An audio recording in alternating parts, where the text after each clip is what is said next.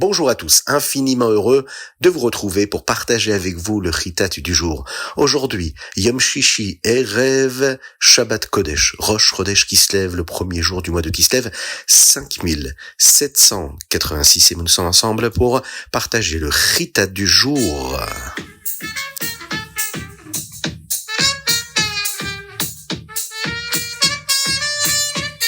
C'est un jour spécial aujourd'hui, un jour de Yom Tov chassidique. C'est en l'année Tavshin Lametret, en 1977. Pendant la fête de Shmini Atzeret Simchat Torah, on danse avec la Torah pendant les Hakafot, et le rabbi de Lubavitch devint très faible à cause d'un problème cardiaque. Pourtant, le rabbi accomplit toutes les obligations du Yom Tov comme il l'avait toujours fait. Les médecins ont dit plus tard qu'ils ne pouvaient pas croire comment le rabbi avait continué à faire tout ce qu'il avait fait ce jour-là, même avec une telle douleur. Pendant quelques semaines, le rabbi dut se reposer dans sa chambre et les chassidim priaient, disaient le Teilim et prenaient de bonnes résolutions, demandant à Kadosh Baruch Hu d'accorder une refoua shlema, une guérison totale et complète au rabbi. Bien que les médecins aient dit qu'une personne ayant eu une crise cardiaque aussi grave ne survit généralement pas, Hachem fit un miracle formidable et le rabbi de Lubavitch se rétablit. Le Rosh Chodesh Kislev. Le rabbi sortit de sa chambre de Yichidut, où il se reposait et rentra chez lui. Les chassidim étaient tellement heureux de voir le rabbi, comme la halacha le dit, la loi le dit, qu'il faut se réjouir et en faire un jour de fête pour remercier Hachem pour le miracle qu'Akadosh Baruch Hu avait fait pour le rabbi. Rosh Chodesh Kislev, c'est un jour où nous avons l'habitude de nous réunir pour remercier Dieu. Nous remercions Dieu pour ce grand miracle et nous le remercions du fait que le rabbi ait pu continuer à vivre avec nous, à nous encourager, et on le sait, avec beaucoup plus de force à partir de ce moment-là.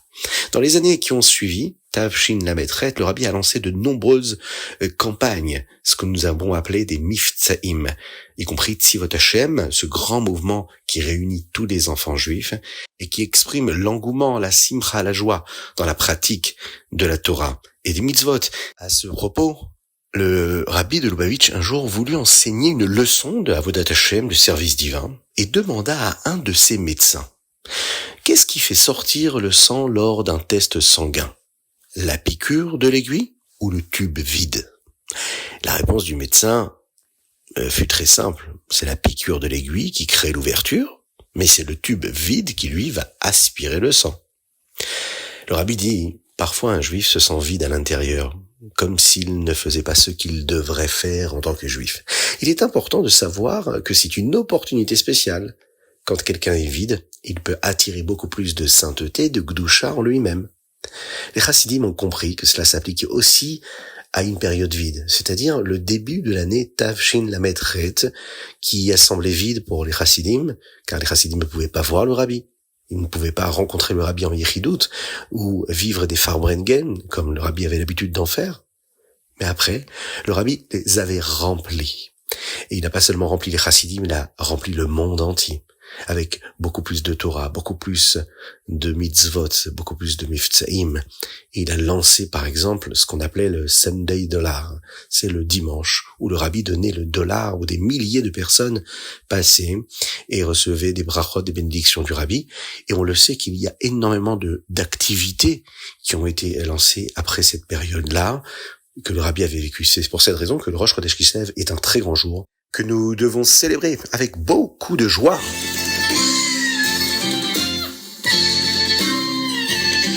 Et nous démarrons notre Chumash. Ici, nous allons parler de la bénédiction de Yaakov et cette fuite qu'il va devoir vivre. Nous arrivons à un point culminant de ce récit-là. Yaakov reçoit les bénédictions, mais il doit fuir lorsqu'Esav découvre le stratagème. Yitzhak Avinu, pensant que Yaakov était Esav, lui donna les 10 bénédictions. Certaines de ces bénédictions concernaient la pluie. On le sait, la pluie, c'est ce qui représente et qui symbolise la bénédiction dans les récoltes qui poussent bien grâce à la pluie. Une des autres bénédictions qu'il va lui donner, c'est celle de dominer les autres nations et que les autres nations ne le domineront pas. Il le bénit aussi de n'être jamais maudit et que ceux qui le maudiront seront eux maudits et que ceux qui lui donneront des bénédictions, recevront également des bénédictions. D'ailleurs, nous récitons ces bénédictions au début de la tfila de Ve'iten Lecha. C'est une prière que nous disons le samedi soir au Tzei Shabbat après la Havdalah. Yaakov, après avoir reçu ses brachot, va quitter cette pièce-là. Et juste après son départ, Esav revient avec la nourriture qu'il avait préparée pour son père Yitzhak. Il demande à Yitzhak de manger ce qu'il a préparé pour qu'il puisse obtenir les bénédictions. Mais là, Yitzhak lui demande, mais qui es-tu? Et là, Esav lui répond, je suis ton fils aîné, Esav. En entendant cela, Yitzhak est très troublé. Il voit également le guinéum s'ouvrir devant Esav et il commence à trembler. Alors, qui m'a apporté à manger avant? Je lui ai déjà donné les bénédictions. Mais je vois qu'il les méritait, alors il les gardera. Esav est dévasté. Il hurle, donne-moi une bénédiction aussi. Ce à quoi Yitzhak va lui répondre, je ne peux pas, j'ai déjà donné tes bénédictions à Yaakov, il est venu par la ruse et je pensais que c'était toi. C'est pour cette raison que tu l'as appelé Yaakov, s'écrie Esav. Yaakov peut signifier piéger. Et il m'a déjà piégé 2 fois. Premièrement, il m'a pris la bracha, le mérite et la responsabilité d'être l'aîné, le Bechor. Et maintenant, il m'a aussi pris ma bénédiction. Yitzhak comprend alors que ce n'était pas une erreur. Esav avait vendu sa Bechora, son droit d'aînesse. Donc Yaakov méritait vraiment de recevoir les bénédictions de l'aîné. Yitzhak va annoncer quand même à Esav que Yaakov a maintenant la bénédiction de régner sur lui. Esav va pleurer. Il va pleurer pour obtenir une bracha. Là, Yitzhak va lui donner une bénédiction, celle d'avoir de la pluie pour que ses plantes poussent, même si lui ne le mérite pas. Et si les enfants de Yaakov, le Ham Israël, commettent des fautes, Esav aura la permission de régner sur eux jusqu'à ce qu'ils fassent tchouva. Esav est furieux. Il est très en colère contre Yaakov, il veut le tuer. Mais il décide d'attendre la mort d'Yitzhak pour ne pas attrister son père. Rivka, elle est informée du plan d'Esav par le roi Hakodesh, cet esprit saint qui va l'avertir que Yaakov risque de vivre quelque chose de très grave. Elle va donc lui demander de fuir. Elle lui dit d'aller chez Lavan à Haran et d'y rester là-bas jusqu'à ce que la colère d'Esav passe. Je t'enverrai un message quand tu pourras rentrer. N'essaye même pas de combattre Esav, car alors ses enfants essayeront de te tuer. Rivka veut que Yaakov ait encore plus de bénédictions. Elle va dire à Yitzhak qu'elle craint que Yaakov n'épouse une fille comme Esav de cette même tribu. Yitzhak va donner alors à Yaakov une bracha pour qu'il trouve une épouse dans la famille de Rivka à Padan Aram et que de nombreux enfants descendent de lui. Il lui donne de nombreuses bénédictions qu'Akadosh Baruch Hu avait déjà données à son père, Avraham Avinu, et la bracha qui stipule qu'Eret Israël appartiendra à ses enfants et non aux enfants de Esav. Ici, on peut voir comment le départ de Yaakov pour Haran n'est pas une punition. C'est une nécessité spirituelle. Yaakov devait se développer. Il devait se développer dans un environnement qui était hostile, comme Lavan, qui lui en voulait. C'est bien sûr à sa spiritualité qu'il en voulait. Et ça, c'est la nature même de l'exil. Cet exil dans lequel on se trouve, chacun d'entre nous, pour le moment, pour plus longtemps. Le tzaddik, lui, doit descendre dans un monde d'impureté pour élever les étincelles divines.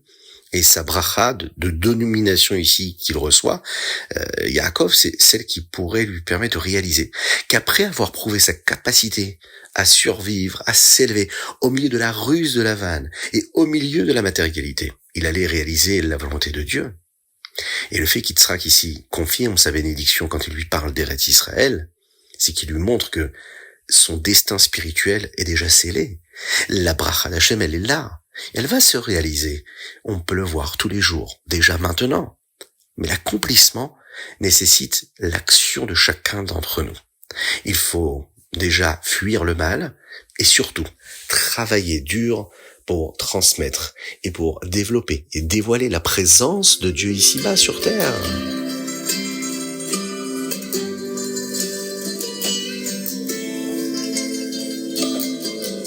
Teilim, aujourd'hui nous lisons du 1er Teilim jusqu'au 9e Teilim.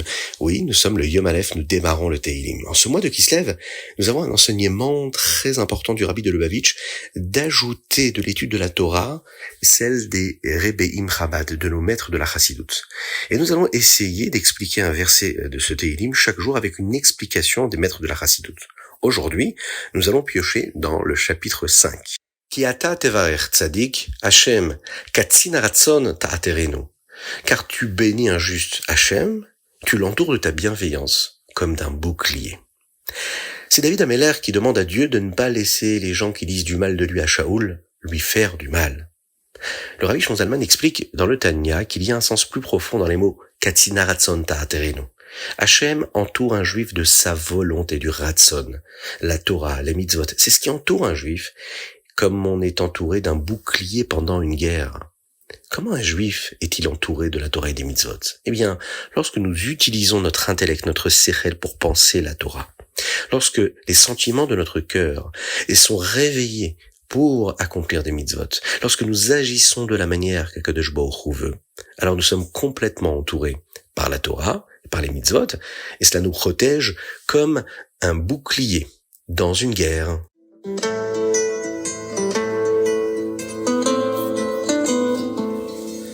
Tanya, Kuntres Acharon, Siman Gimel. Dans la première section du Tanya, nous avons appris que la kavana, l'intention que nous avons en priant ou en étudiant, pénètre dans les mots que nous disons, que nous prononçons, et va même modifier leur destination. Selon notre kavana, notre pensée, les mots peuvent rester ici-bas, monter un petit peu plus ou monter vraiment très haut. La différence, c'est que aujourd'hui, le Rabbi Shlomo Zalman nous l'explique, il y a une différence entre les mots de la Torah sans kavana et les mots de la tfila sans kavana. Il explique ce qui arrive à chacun et pourquoi il y a une différence. Pour aider à comprendre les différences, le Rabbi Shlomo Zalman apporte le cas de la Torah et de la tfila des enfants, par exemple. Tinokot shel bed rabban, evel pien. Les mots de la prière, les mots de l'étude des enfants sont très spéciaux.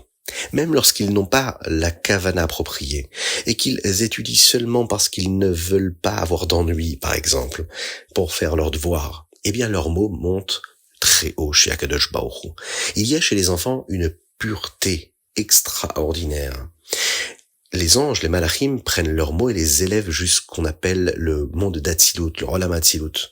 Le plus élevé de tous les mondes, là où vont la Torah et la Tfila des plus grandes sadikim. La pureté des mots de la Tfila ou de l'étude de la Torah des enfants est signifiée par la capacité qu'ils peuvent avoir à travers leur intégrité, à travers leur innocence et surtout par le fait qu'il n'est pas encore de Yetzer Hara, ce fameux mauvais penchant qui donnera son avis à partir de l'âge de 13 ans au moment où il fera sa bar mitzvah. C'est donc ce que l'adulte doit chercher à avoir, à aller rechercher dans sa simplicité, dans son intégrité, aller chercher dans sa pureté, redevenir un enfant. Une kavana est nécessaire pour vaincre la distance qu'il y a entre la bouche qui prononce les mots et le ciel, et Akadosh Baruch Hu. Lui, l'enfant, lui, bénéficie d'un circuit court. Il va directement vers le niveau le plus élevé, le monde d'Atsilut. C'est pourquoi l'éducation des enfants est cruciale, car ils accomplissent des tikkunim, des réparations que les adultes, eux, ne peuvent pas réaliser, et qu'ils sont en mesure de réaliser, mais avec beaucoup d'efforts, et cela fait partie de notre travail. Donc, investissons énormément sur l'éducation des enfants.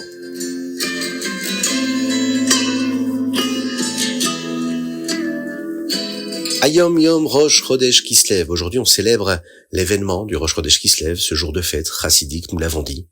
Une des choses que le Rabbi Shlomo Zalman désirait ardemment de ces chassidim était qu'ils consacrent beaucoup de temps et d'énergie à leur service de Dieu à travers la Avodat Tfila. L'un des chassidim du Rabbi Shlomo Zalman était le Rabbi Yekutiel Leiper. C'est un chassid très vivant qui avait beaucoup de chayout, beaucoup de vitalité, beaucoup d'énergie. Il était tellement passionné par la Tfila qu'il y passait toute la journée. Il y a même des moments où il priait Shacharit, Mincha et Arvit, l'une après l'autre. C'est une très belle leçon que nous pouvons prendre pour chacun d'entre nous dans notre vie, à savoir celle d'accomplir la mission que Dieu nous a donnée ici-bas sur terre. Celle qu'a motivé le Rabbi de Lubavitch, en nous disant que notre mission à nous, c'est de faire venir Mashiach, et de faire en sorte que chaque moment de notre vie soit motivé par cette volonté de dévoiler la présence de Dieu ici-bas sur terre, et de rapprocher un frère juif à Akadosh Baruch Hu, à Dieu, et de lui permettre d'être heureux dans sa pratique de la Torah et des mitzvot.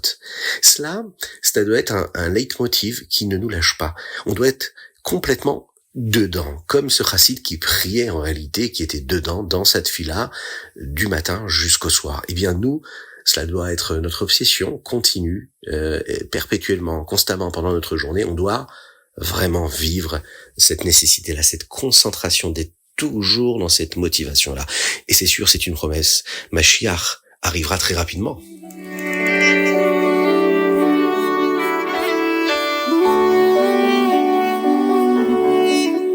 nous terminons avec notre Rambam du jour. Aujourd'hui, nous étudions le Pérec Yud pour commencer, et nous parlons ici de la contrainte. Le Rambam nous dit ce qui se passe si une personne est forcée de vendre quelque chose, que ce soit par la menace ou par l'intimidation. Dans de nombreux cas, cela ne serait pas considéré comme une vente valide selon la Torah. Dans le Pérec Yud Aleph, le Rambam nous rappelle ici les lois sur la vente avec des conditions. Par exemple, la vente d'une maison sous condition de trouver une nouvelle maison à Yerushalayim, par exemple. Eh bien, pour que la transaction soit valide, l'acheteur doit d'abord faire un acte d'acquisition, un kinyan sur l'ancienne maison, qui va prouver que les deux parties étaient sérieuses et souhaitaient accomplir cette vente. Enfin, dans le 12e chapitre, le Rambam parle ici de tricherie. Il nous enseigne les lois qui concernent la mitzvah du jour d'ailleurs du Sefer Mitzvot, celle de ne pas se tromper mutuellement en affaires. La tromperie, la honaa, est comptée si le prix est 1/6 plus élevé ou plus bas que ce qu'il devait être. Si c'est moins, ce n'est pas de la tricherie, car cela ne dérange pas la plupart des gens. Si l'on vend un objet $100, alors qu'il ne vaut que $60, c'est de la tricherie selon la Torah. L'acheteur peut même demander son argent en retour. Et voilà, c'était notre Ritat du jour. J'espère que vous avez passé un bon moment. Je vous invite à le partager avec le plus grand nombre. Envoyez-nous vos dédicaces sur ritat.fr. Vous pouvez le faire également par message sur WhatsApp au 06 21 37 24 52. Passez un excellent Shabbat. Shabbat Shalom, Chodesh Tov, Agut Chodesh. Que ce soit un mois de miracle pour tout le Ham Israël. Que l'on puisse s'attacher à tous ces enseignements de la Chassidoute qu'on va célébrer dans 19 jours, le jour du Yutet qui se lève. Qu'Hachem vous bénisse et qu'il vous protège, qu'il inonde votre existence de bonté, de grâce, de miséricorde, de richesse matérielle et de spirituelle, de paix, de guérison, de shalom baït, de réussite, de satisfaction. À très bientôt.